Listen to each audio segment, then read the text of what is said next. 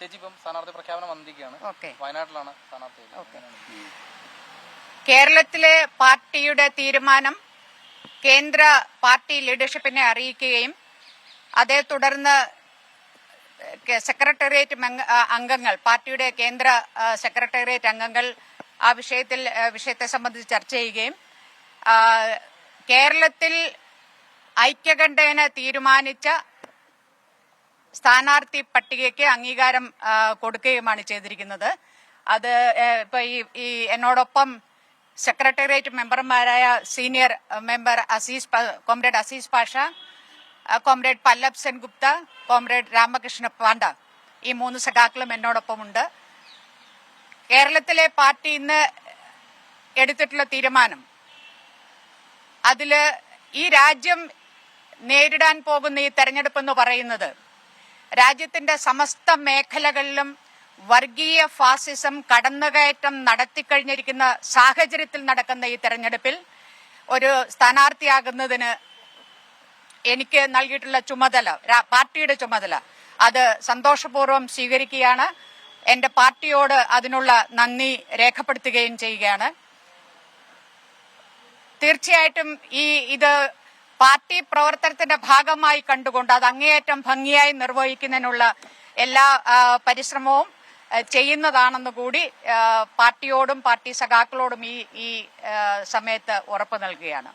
രാഹുൽ ഗാന്ധിയുടെ മണ്ഡലമാണ്, മറ്റു മാറ്റങ്ങളില്ലെങ്കിൽ ഒരുപക്ഷെ രാഹുൽ ഗാന്ധി തന്നെ മത്സരിക്കാൻ വരുമെന്ന് പറഞ്ഞു. അപ്പൊ രാഹുൽ ഗാന്ധിയോട് ആയിരിക്കില്ലേ പോരാട്ടം?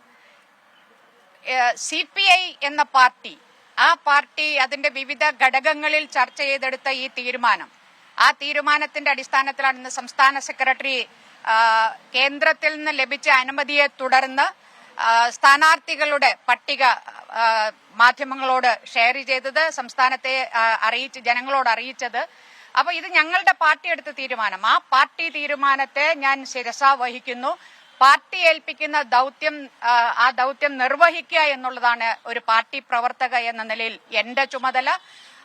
മറ്റു പാർട്ടികൾ അവരെന്ത് തീരുമാനിക്കുന്നതിൽ ഇറ്റ് ഈസ് ഫോർ അവരുടെ പ്രൊറഗേറ്റീവാണ്, അത് അവരെടുക്കേണ്ട തീരുമാനമാണ്.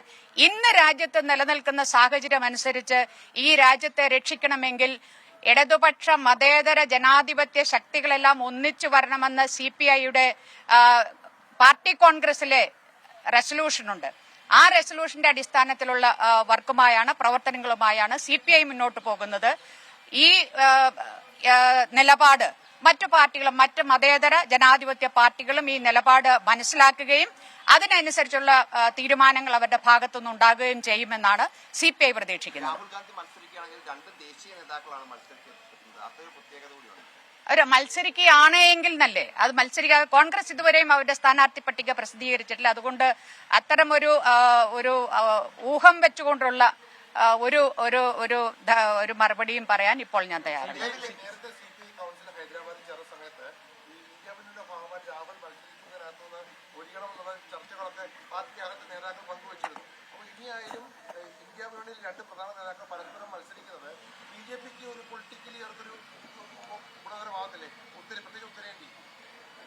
ഞങ്ങളുടെ പാർട്ടിയുടെ അടുത്ത സമീപ സമയത്ത് നടന്ന ഹൈദരാബാദിൽ വെച്ച് നടന്ന ദേശീയ നിർവാഹക സമിതിയും ദേശീയ കൌൺസിലും പാർട്ടി ഇത്തരത്തിലൊരു ചർച്ചകൾ നടത്തിയിട്ടില്ല. പാർട്ടി എവിടെയൊക്കെ പാർട്ടിക്ക് മത്സരിക്കണം, ഇത് 4 സീറ്റ്, കേരളത്തിലുള്ള 4 സീറ്റുകളും അത് കഴിഞ്ഞ കുറെ തെരഞ്ഞെടുപ്പുകളിലായി ഞങ്ങൾ മത്സരിച്ചുകൊണ്ടിരിക്കുന്ന മണ്ഡലങ്ങളാണ്.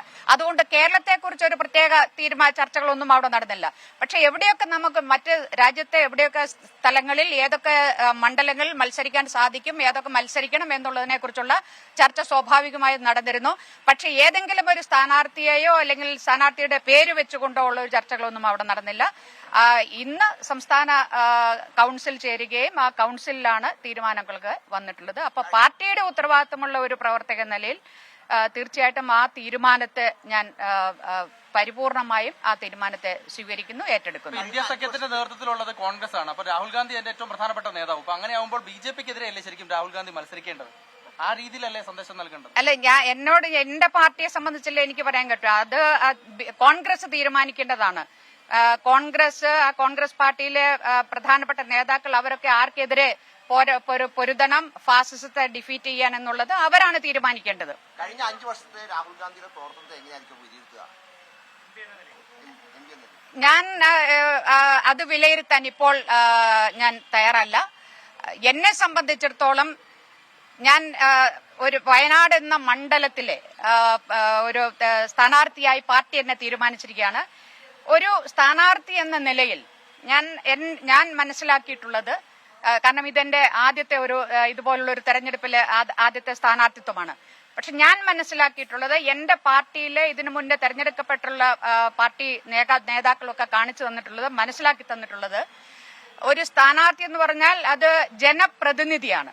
ഒരു ജനപ്രതിനിധി എന്ന് പറഞ്ഞാൽ ആ ജനങ്ങളുടെ കൂടെ ജനത്തിനോടൊപ്പം അവരുടെ അവരേത് ഘട്ടങ്ങളിലൂടെ നല്ല ഇതിലൂടെയായാലും കെട്ടതിലൂടെയായാലും അവർ കടന്നു പോകുമ്പോൾ അവരോടൊപ്പം ഉണ്ടായിരിക്കണം എന്നുള്ളതാണ് അവർ ആഗ്രഹിക്കുന്നത്. ഇത് അവർക്ക് നൽകുന്ന ഒരു ഔദാര്യമല്ല, പക്ഷെ അത് അവരുടെ അവകാശം കൂടിയാണ്. ഒരു ജനപ്രതിനിധി എന്ന് പറഞ്ഞാൽ അത് ജനത്തിനോടൊപ്പം അവരുടെ എല്ലാ പ്രതിസന്ധി ഘട്ടങ്ങളിലും അവരുടെ എല്ലാ ആവശ്യങ്ങളിലും അവരോടൊപ്പം ഉണ്ടാകുന്ന ആളായിരിക്കണമെന്ന് ആ ഒരു വാഗ്ദാനമാണ് നിങ്ങളിലൂടെ വയനാട്ടിലെ ജനങ്ങളോട് എനിക്കിപ്പോ പറയാനുള്ളത്. നിങ്ങളോടൊപ്പം നിങ്ങളുടെ എല്ലാ നല്ലതിലും നിങ്ങളുടെ എല്ലാ സുഖത്തിലും ദുഃഖത്തിലും ഒക്കെ ഞാൻ നിങ്ങളുടെ ഒരു നാട്ടുകാരിയാണ്.